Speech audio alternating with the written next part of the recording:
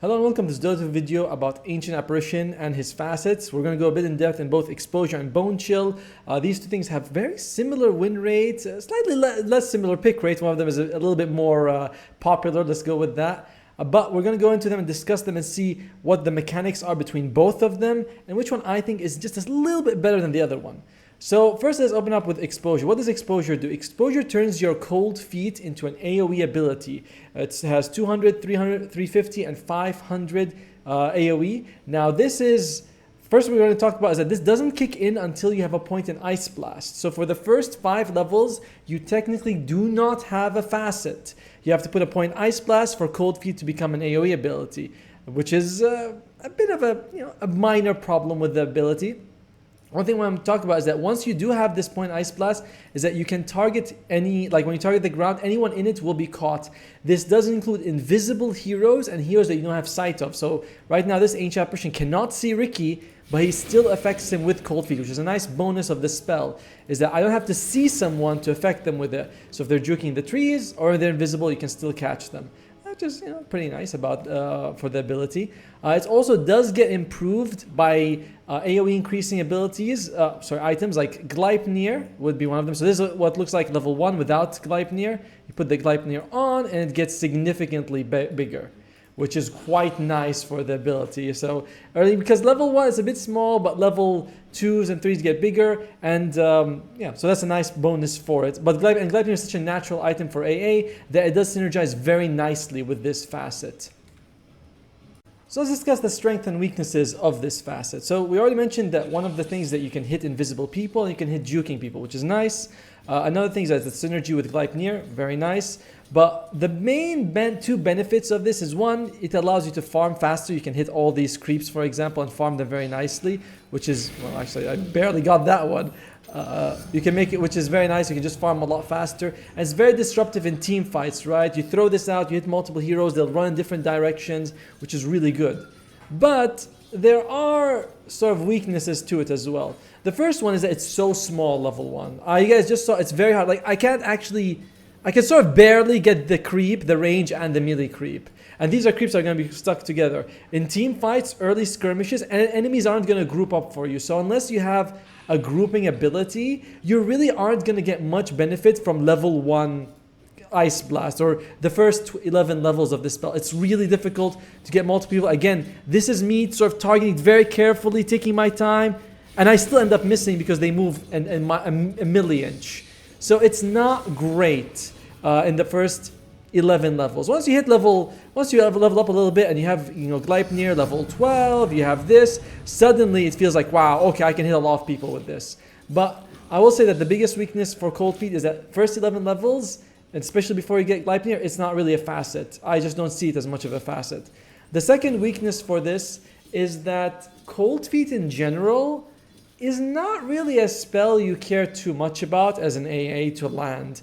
Yes, it's good to land on multiple people. It's nice if it procs, but between people dispelling it with Lotus, Yules, BKB, multiple abilities, or just walking out of it with a Glimmer or a Force Staff, it's just not like that feasible to... Doesn't matter too much if you land it. It's like if you land it and it procs, that's great. Most of the time, it's not gonna land. Like, you're gonna throw it, you're gonna hit maybe 2 or 3 enemies. Most of them, almost all of the time, are just gonna walk out of it.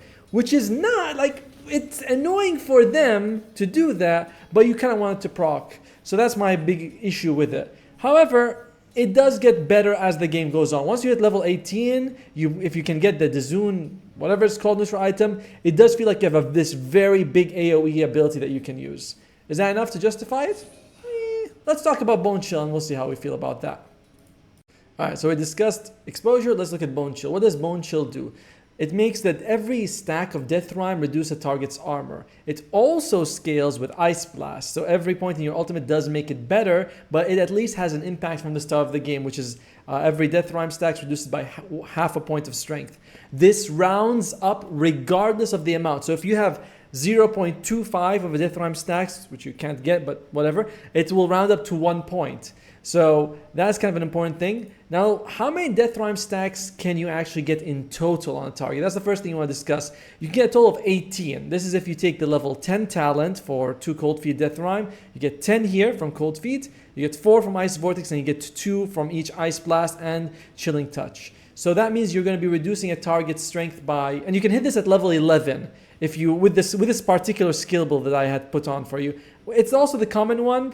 Please don't max Chilling Touch early. It's 1.1 during the laning stage. That's it. But yeah, this is what you can expect to do, which is this skill build. You're gonna reduce their strength by 9, 13.5, 18, and 22.5. Now I have to go another calculation. All right, so I can reduce strength. What's the value of 1 strength, right? The value of 1 strength is 22 health.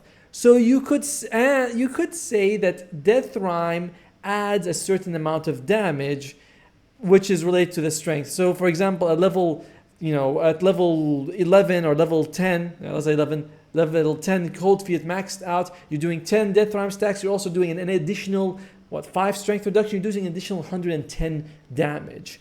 That is a lot, especially when you apply it with Ice Vortex that can hit multiple people, and Ice Blast as well. So there is a huge amount of extra damage being added because of this.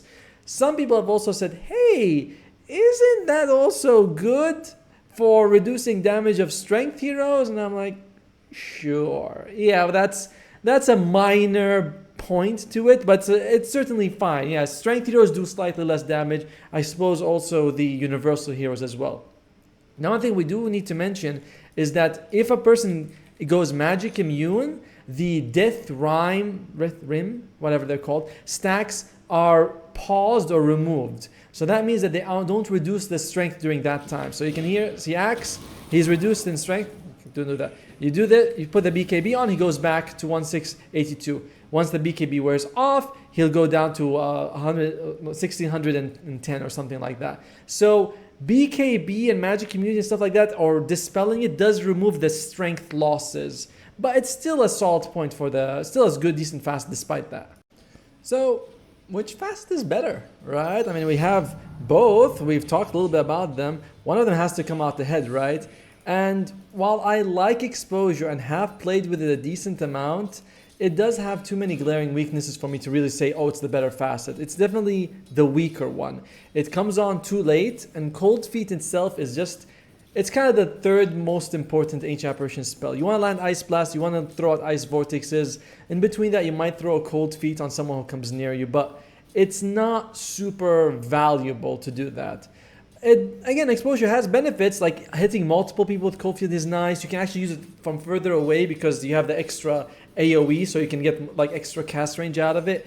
It synergizes well with Glide. There's a lot of good things about it, but it doesn't do the most important thing you want in Dota.